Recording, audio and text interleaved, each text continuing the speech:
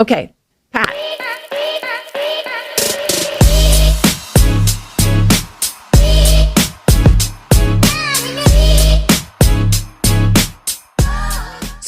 So let's get back to, so tell me about, all right, so fast forward, right? Yeah.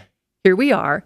Tell me about what you're doing now. What are you buying? Yeah. How are you partnering with people? How are you finding the money to do it? And how are you structuring your deals? Definitely. So I had a very similar path. And when we were doing these massive public-private partnership deals and that sort of stuff, that takes years, right? That takes so much time. And that's awesome. And you catch a handful of really great big pops, but how do I survive day to day?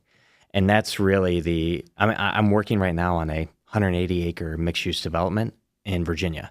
That's taken me a couple of years that I'm putting together. So it takes a ton of time.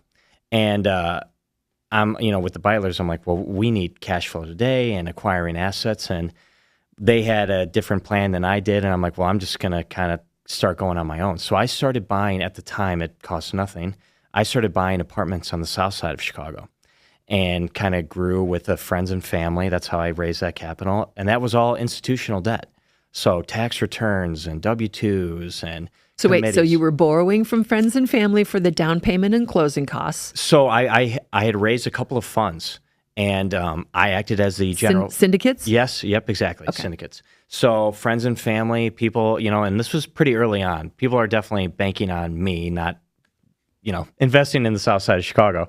But it was, I had raised a couple of syndicates, and I started with a 10 flat on the Ryan that I still own to this day, and grew and grew and grew to 200 units that I have on the south side of Chicago that I rehab, managed, and stabilized to this day. I had no idea. Yeah, yep. So I'm from the lake to the Ryan, from like 65th to 79th. It's across 7 assets. And that was all friends and family on the equity side and institutional debt on the borrowing side. And it grew from there, and my world kind of pivoted. I didn't want to do anything else in the state of Illinois. Understood. And then COVID happened, right? And that was a crazy time and everything else. And I saw a void in the short-term rental space. So we started acquiring, still institutionally through traditional loans and everything else, single-family homes. And we're up to 30 now throughout the U.S. So we have a handful in Texas and New Orleans and the Carolinas, and I just sold one in Michigan. And then we broke off further, and I do a handful of like STR third-party management, and I started a couple of cleaning companies. So that was my biggest thing. My issue is delegating, right? I have a very hard time with, right? No one's going to be able to do it as good as I can, so I'll just do it. And then you get burnt out, and it affects other parts of your life. So that has been my main focus this past year, is building out a team. And I have a CFO and COOs and guest communication and VAs, and building out a whole team so I can do cool things like interview with you. I love that you just talked about that, because I just finished a book called Buy Back Your Time by Dan Martell. Okay. Dan Martell is a Canadian SaaS entrepreneur.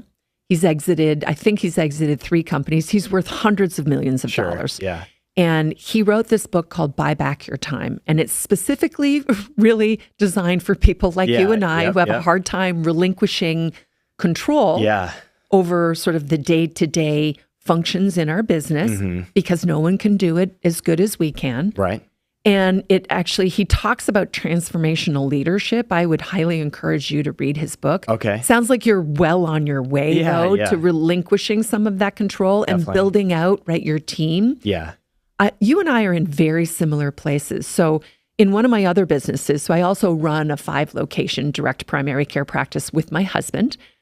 We built that company over the last 9 years. It's like concierge medicine. So it's recurring revenue. People will pay directly for our services. We sell to employers. That's a whole other business. We won't get into the detail. Maybe that's another podcast. Yeah, I was going to say, that's another podcast. Definitely. Same thing though, right? Repeatable SOPs, building teams, etc. I mean, if you're an entrepreneur, you're an entrepreneur. Right. I mean, if I'm scraping poop off shoes, if it makes money, I will systematize it, and I'm going to do it. Yeah, definitely.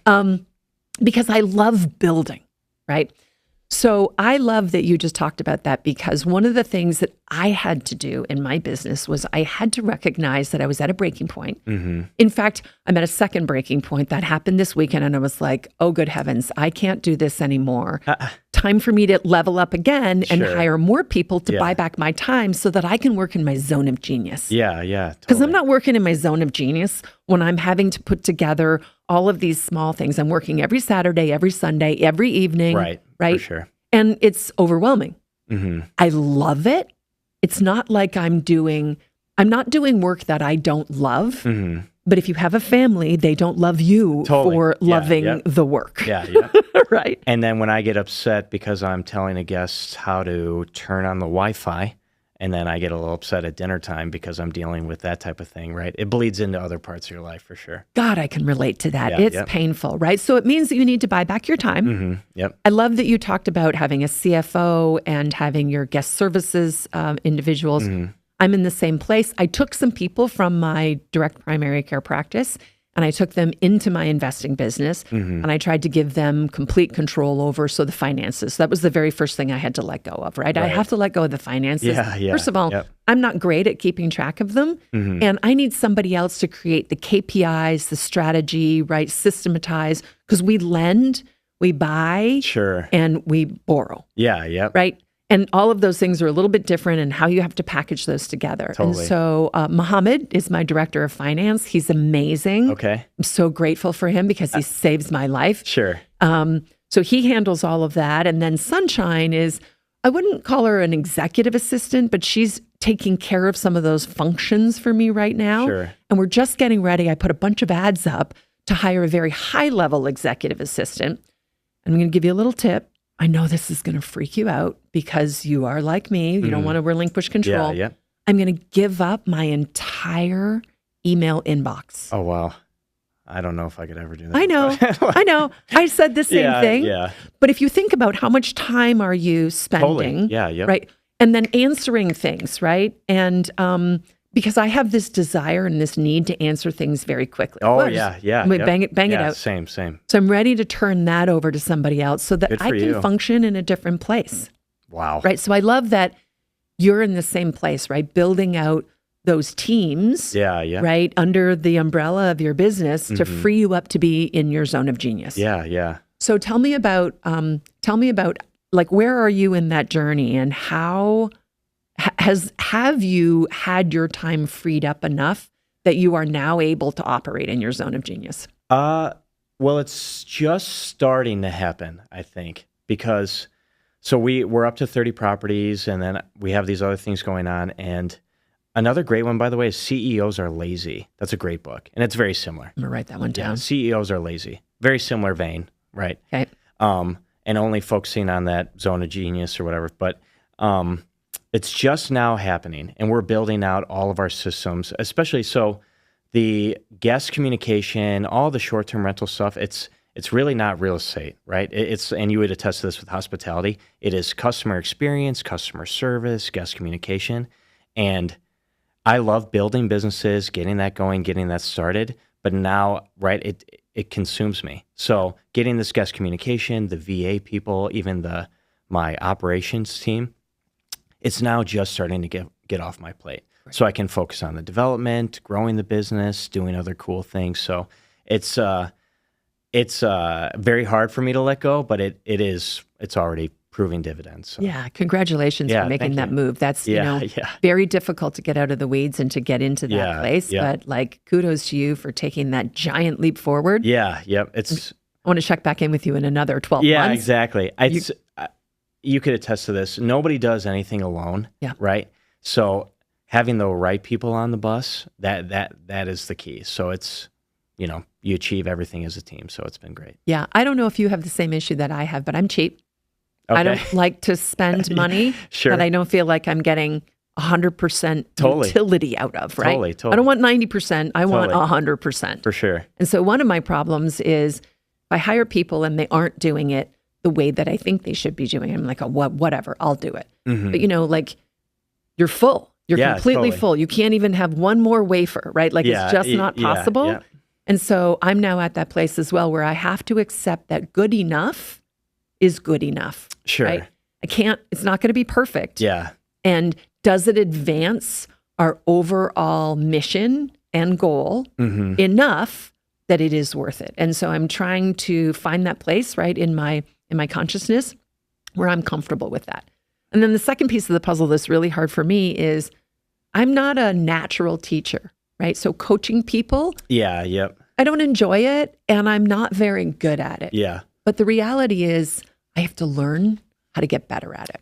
I have to learn how to be a better leader, a better CEO, right? I have to coach people up because if I can't learn that skill, I can't build a team and have them be raving fans of me and our business to propel it forward unless I instill that kind of confidence in a group of people that work with me. Yeah. To that end, I think my biggest thing was I have horrific bedside manner. So luckily my team knows when I maybe am a little chippy or I don't deliver it the best way, they know what I'm trying to say. So there's that piece, but it's how you manage different people. That's what I'm learning in real time, right? My CFO, thank God I have her. She was my first one, right? Because I didn't want to do the accounting anymore and that sort of stuff. So, but we jive really well together and speak the same language. So that was great. And you have other people on your team that maybe it's like, well, you need to explain this more, right? The teaching end, and you have to change to accommodate the people on your team. You have great people, you want to keep them. So it's really figuring out how people learn and how you deliver that message of what you want done, catered specifically to your team. And that's what I'm figuring out now. Yeah, that's really, that's really hard. Yeah, that's really hard. It means that we have to grow. Right, totally. Yeah. And that's, I'm busy doing my stuff. Yeah. So I had this epiphany this weekend, actually reading Dan Martell's book about Buy Back Your Time. Yeah. And he talks about transformational leadership. And I was like, shit. Yeah. That's so what I need to be, where I need to be going next. Yeah, definitely. So it was like this aha moment. Then I watched an interview with Grant Cardone. I forget who it was. It was a podcast. And I don't usually watch any Grant Cardone stuff. Like I don't love it, but there was something, it was super, I'm going to share it with you, super powerful. The one thing that really struck me as I was watching this, I was in bed at night. I consume a lot of information, but I consume it like at night when I'm in bed. I don't watch TV, right? In order to be able to level up and to get where we're going, right? It's like single focused. Totally. Yeah. Yeah. And one of the things that Grant Cardone said that I thought was so, don't ask me why I thought this was, like, boom, it hit me. So he started his investing journey only 10 years ago. He's 67 now. Oh, wow. Yeah.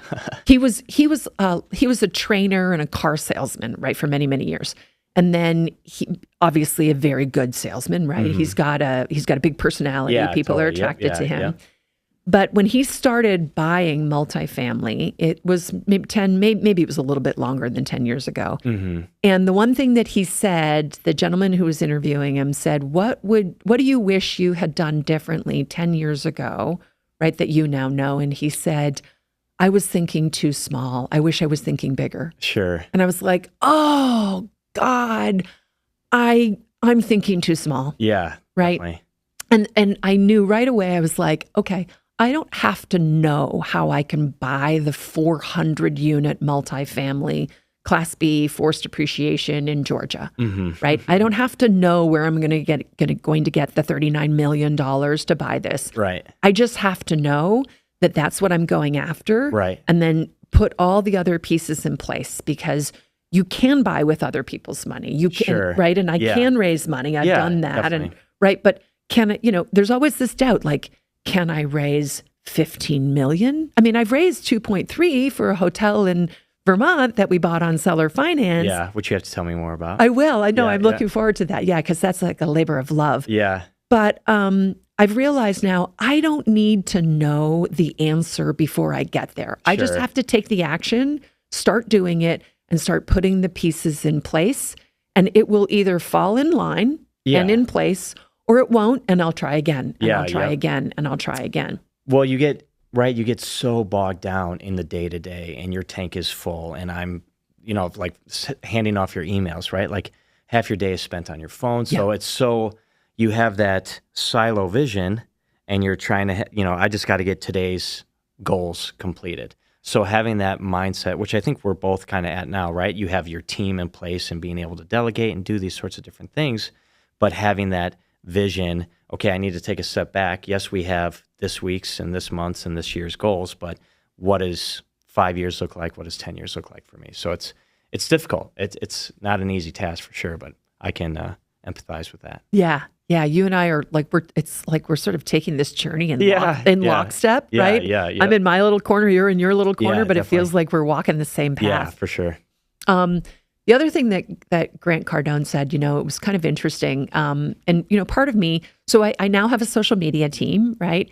Because I realized I was spending so much time posting content so that people would know what I do. And the reason that I was doing that, first, Pace suggested that I do that, and I know enough about what Pace says to know that most of the time he's right. In fact, every time he has mentioned something directly to me, he's been 100% right.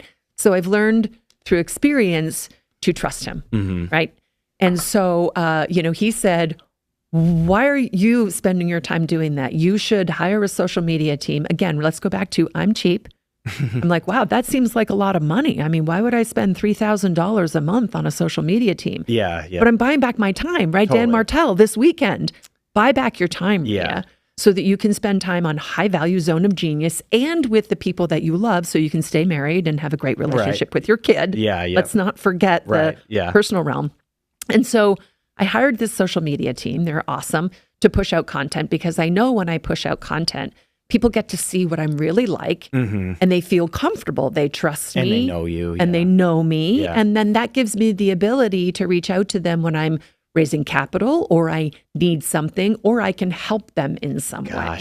So social media in general is the bane of my existence. And certainly the world we came from, right? That's just not in the cards at all. And in general, I don't like it. I had to create a Facebook account to join, right? Sub 2. And I'm not the Unabomber, but it is, I hate it. I despise it. And we were at that event that I bought the ticket for the day after we spoke. And Pace had that example of the burger shop, right? Like, how can I ever find you and buy burgers from you if you don't have this social media? And that metaphor, struck me big time.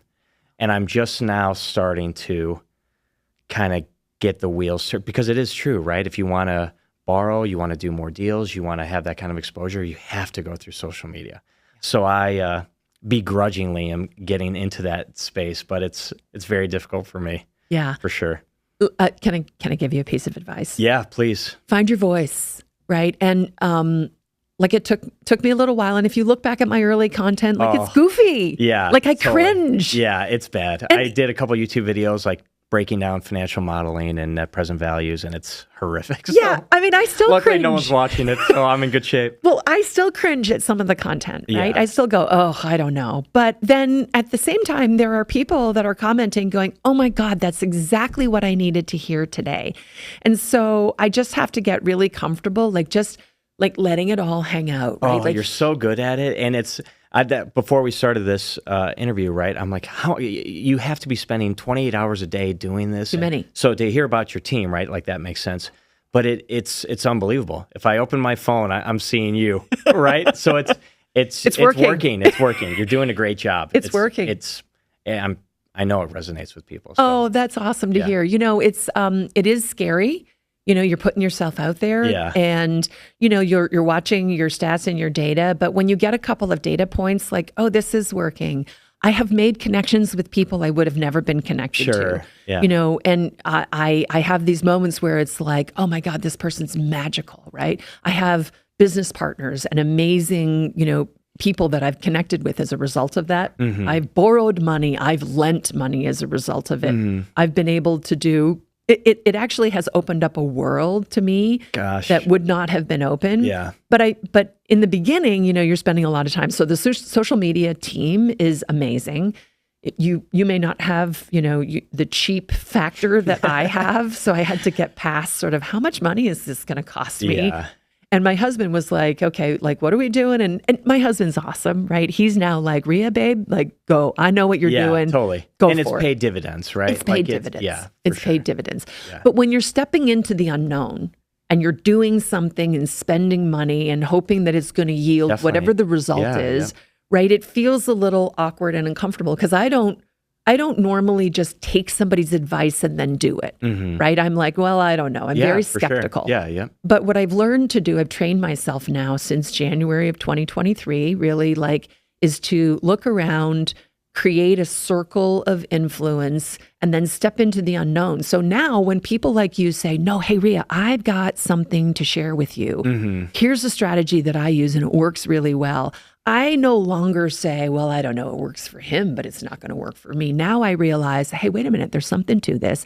Here's a guy that I like, know, and trust, right? If he's telling me that I should look into this, there is a reason for it. And I usually will completely just step into the unknown now, right? I'm comfortable with that because I've had enough data points, I've had enough results from things like that to know that that does work when I meet somebody that I really trust. Yeah, definitely. So it's been kind of an interesting journey for me.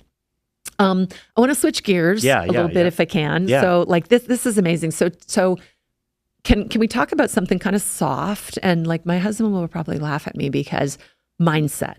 Okay. I don't know. We don't talk about mindset in my world. Totally, yeah. Right? Like what mindset? In fact, when I joined this mentorship, right? This sub 2 group. Yeah. And I heard people like Mindset Marlin, right? Talking about mindset. I was like, whatever, that's for other people, not for me. Yeah. I'm an action taker, right? You tell me like, ooh, this works. I'm like, whoa, I'm going to break it down and then I'm going to go take action. I'm going to mess up, And you've had success in that. And I've had success in that. Right. And I've done a whole bunch of different things and I've had some failures. Yeah, totally. I mean, I just lost $75,000 on a lending deal. I'll tell you about that. Hurts, right? Yeah. But I didn't stop lending as a result of that. And I'm going to make hundreds of thousands of dollars more this year than I lost because if I'd stopped as a result of, it's a long story. It was the second position lien for properties being foreclosed on. Sure. We'll get into that if you want to hear about that. Yeah. But if I'd stopped lending because I freaked out, oh God, we're losing $75,000, I wouldn't have then continued to build the profit in the lending deals that I did. What's the saying? The difference between winning and losing is that one more try. Yeah. Right? So yes, I've been burned and you've had these types of things, but then you keep going. You do the one more try. So right. You keep swinging. Yeah. Yep. Definitely. Right. You keep swinging. I'm swinging for the fences. Yeah, I hit a single. I hit a double. Oh God, I struck out. Yeah, that didn't work so well. Yeah. Yep. But you keep swinging. You keep swinging. Absolutely. You get better. You get better. Right. So like I now sort of think about that when I'm doing things like that. But